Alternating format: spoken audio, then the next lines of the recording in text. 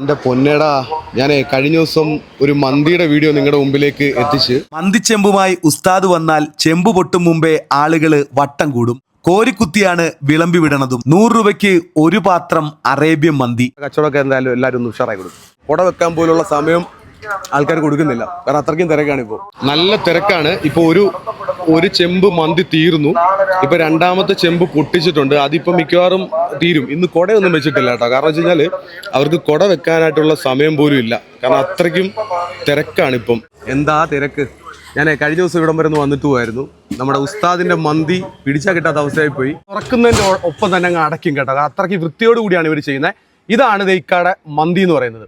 100 രൂപയുള്ളല്ലേക്കാ? അതെ, 100 രൂപയേ ഉള്ളൂ. 100 രൂപയ്ക്ക് എങ്ങനെയാണ് നമ്മൾ കൊടുക്കുന്നത്? അൽഹംദുലില്ലാഹ് നമുക്ക് നമുക്ക് നമ്മുടെ ചെലവ് കഴിയും. 100 രൂപയ്ക്ക് ഒരു വലിയ പീസ് ഉണ്ടാവും. അതെ, ഒരു വലിയ പീസും ഒരാൾക്ക് കഴിക്കാവുന്ന റൈസും. നല്ല റൈസും ഉണ്ട്. നല്ല റൈസും ഉണ്ട്. പിന്നെ സലാഡ് ഉണ്ടാവും. സലാഡ് ഉണ്ട്. പിന്നെ അതുപോലെ മൈനസ് ഉണ്ട്. തക്കാളി ചട്നി ഉണ്ട്. അതായത് ഒരു കടയിൽ കൊടുക്കുന്ന എങ്ങനെയാണോ അങ്ങനെ കൊടുക്കുന്നുണ്ട്. അതേപോലെ ഞങ്ങൾ വന്നിട്ട് ഇപ്പൊ 2 ആഴ്ച ആയതുള്ളൂ ഇവിടെ. സംഭവം ഗംഭീരമായി. അൽഹംദുലില്ലാഹ് നല്ല രീതിയിൽ ഉഷാറായിട്ട് പോകും. എന്തായാലും സന്തോഷം. നമ്മുടെ ഓരോ വീഡിയോ നിങ്ങളുടെ മുമ്പിലേക്ക് എത്തിക്കുമ്പോൾ ആ ഒരു സംരംഭത്തെ, ചെറിയ സംരംഭത്തെ അല്ലെങ്കിൽ ഒരു ബിസിനസ്സിനെയൊക്കെ വിജയിപ്പിക്കുന്ന പറയുമ്പം നമ്മുടെ പ്രിയപ്പെട്ട പ്രേക്ഷകരാണ്.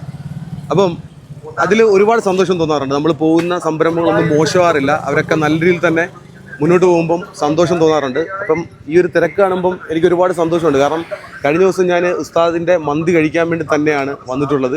അത് നിങ്ങളിലേക്ക് പരിചയപ്പെടുത്തി. ഒരു ചെമ്പ് പൊട്ടി, ഇപ്പം രണ്ടാമത്തെ ചെമ്പ് മന്തിയാണ് വിളമ്പിക്കൊണ്ടിരിക്കുന്നത്. അതും പെട്ടെന്ന് തന്നെ തീരും. ഇവർക്ക് ഇന്ന് മന്തി കിട്ടുമെന്ന് സംശയമാണ് കേട്ടോ. കാരണം മന്തി ഓൾറെഡി ഒരു ചെമ്പ് തീർന്നു, രണ്ടാമത്തെ ചെമ്പ് പൊട്ടി. ഈ നെഗറ്റീവ് കമന്റ് ഇടുന്ന പ്രവണതയുള്ള ആൾക്കാരുണ്ടല്ലോ. ഇപ്പൊ എന്ത് ചെയ്താലും നെഗറ്റീവ് കമന്റ് ഇടുന്ന ആൾക്കാർ, അത് ഇവിടെ വരാത്ത പോലും ആൾക്കാരാണ്. അവർ ഫേക്ക് ഐഡിയിൽ നിന്നാണ് കമന്റ് ചെയ്യുന്നത്.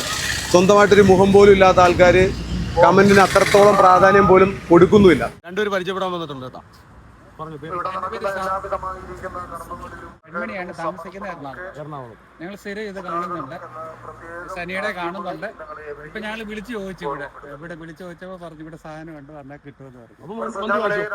കണ്ടതിൽ വളരെ സന്തോഷം. ഞങ്ങളിങ്ങനെ യാത്ര ചെയ്യുന്നതാണ് കുറെ, പക്ഷെ കണ്ടിട്ടില്ല. വളരെ സന്തോഷം. ഓക്കെ. എല്ലാവർക്കും സന്തോഷമുണ്ടാകുന്ന തരത്തിൽ അടുത്ത രണ്ടുപേര് വന്നിട്ടുണ്ട്.